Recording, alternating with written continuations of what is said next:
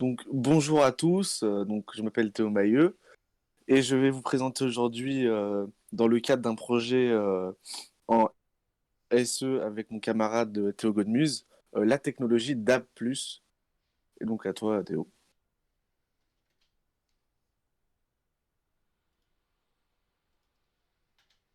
Donc, la technologie DAB+, qu'est-ce que c'est?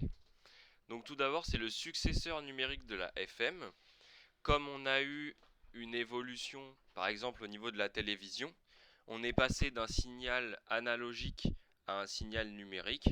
La radio fait de même en ce moment, en passant des bandes FM aux bandes hertziennes.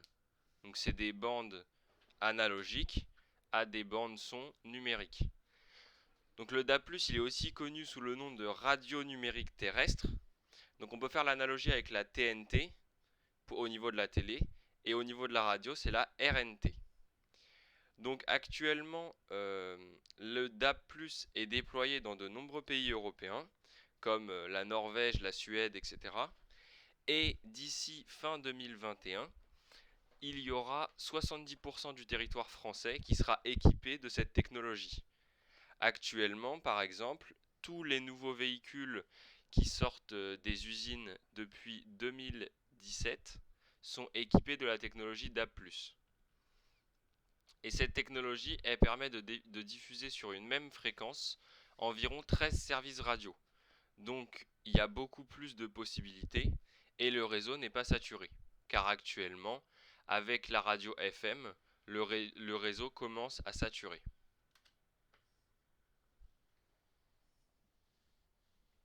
Donc à quoi sert le DAB+? Donc tout d'abord avec le DAB+, on a plus de possibilités comme l'a dit Théo. Donc c'est-à-dire qu'on peut écouter plus de radio, donc de radio hertzienne sur une seule et même fréquence. Tout, euh, et c'est gratuit en fait. C'est gratuit et anonyme et c'est en complément de la FM. Donc qui dit plus de choix dit plus de choix selon vos préférences personnelles. Et il y a plus de diversité également. Donc grâce à un plus grand choix de programmes locaux, régionaux ou nationaux, que ce soit des thématiques ou généralistes. Et en plus de toutes ces radios, on peut également créer des radios temporaires à l'occasion d'événements comme des fêtes ou d'autres événements importants. Donc la DAB+, comment ça marche? Tout d'abord, on entre le nom d'une radio dans DAB+, et le système va chercher automatiquement le signal correspondant. Donc on n'est plus obligé de trouver soi-même la fréquence de radio comme 96.9, etc. Là, c'est DAB+, qui va chercher lui-même selon la radio qu'on lui demande. Et contrairement à la radio analogique hertzienne, la radio numérique, elle envoie un son qui est d'abord numérisé, puis compressé selon différentes technologies afin d'être transmise en optimisant la bande passante. Ça veut dire que le système est déjà préconfiguré au moment où elle arrive à vos oreilles. Donc beaucoup moins de problèmes et une stabilité beaucoup plus fiable. Donc ensuite, on va passer au lien avec l'ASE. Donc pour la modulation, on a quatre modes de transmission qui sont définis. Donc le mode 1, qui est la modulation OFDM, elle est constituée de 1536 porteuses. Et la porteuse utilisée, donc la porteuse utile d'un symbole, est de 1 milliseconde. Donc la modulation utilisée sur le DAB, c'est le DQPSK, pardon, avec le procédé OFDM, comme je l'ai dit précédemment, qui a quatre modes de transmission. Donc, ce qui fournit bonne immunité et à l'atténuation et aux interférences intersymboles causées par les trajets multiples. Pardon. Et ensuite, on a différentes choses également. Donc, par exemple, un multiplex qui occupe en tout une largeur d'une bande de 1,56 MHz. On a un intervalle de garde qui est de 246 microsecondes. Et la durée d'une intervalle détermine la distance maximum entre des émetteurs qui font partie du même réseau à fréquence unique. Donc ici, environ 74 km. Donc on peut voir qu'il y a quand même un lien avec, entre l'ASE qu'on étudie actuellement et, et le DAB+. Et donc maintenant, je vais vous parler des avantages et des inconvénients de cette technologie. Donc on en a déjà parlé, mais je vais faire un petit récapitulatif. Donc il y a beaucoup d'avantages à cette technologie, mais il y a bien sûr des inconvénients comme dans toutes les technologies.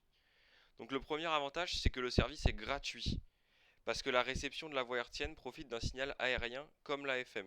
Donc par rapport à la FM, ça ne change pas, et c'est pas payant ou quoi. On a plus de choses pour le même prix. Il est accessible à tous, dès l'instant où on a un décodeur DAB+, donc exactement comme actuellement dans les voitures avec les décodeurs FM, on va avoir des décodeurs DAB+ dans les voitures et on peut aussi en installer chez soi pour profiter de cette technologie. On a un accès aux stations de radio élargies, comme on en avait parlé précédemment, sachant que sur une seule fréquence, on peut mettre 13 radios différentes. On peut, on peut augmenter puissance 13 le nombre de radios qu'on va pouvoir accéder. L'usage est anonyme car le récepteur ne consomme pas vos données. Donc on émet quelque chose, mais on n'émet pas d'identité. La qualité audio numérique, elle est théoriquement meilleure car le son est plus pur, comme j'en avais parlé précédemment. Et on n'a plus les brouillages de son parfois étranges ou quand on passe dans des endroits où on capte moins, etc. Il peut y avoir des grésillements. Et ça, avec la technologie DAB+, on n'aura pas.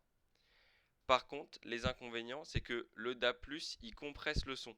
Comme on l'avait dit avant, toutes les configurations sont faites avant d'arriver à votre poste radio. Donc s'il y a des problèmes en interne, vous ne pouvez pas les régler. Le signal numérique, il peut aussi mal pénétrer dans des bâtiments. Sachant qu'il passe par les voies aériennes comme le FM, il peut avoir les mêmes problèmes au niveau de la transmission. Un poste équipé de DAC+ aussi est plus cher à l'achat, vu que c'est une nouvelle technologie et qu'elle n'est pas encore totalement démocratisée, elle est plus chère. Et le DAB+ consomme plus d'électricité par rapport au FM, environ le double. Et donc, que faut-il en retenir? Donc, ça va être principalement qu'en fait, le DAB+, il va devenir, donc dans les prochaines années, la référence des nouveaux outils de télécommunication avec une meilleure performance au niveau de la recherche des fréquences et une utilisation plus simplifiée. C'est comme la TNT avec la télé, c'est en train de s'imposer comme justement l'outil numéro un qui visait pouvoir écouter la radio, par exemple. Et là, c'est la fin. Merci à tous de nous avoir écoutés. Au revoir.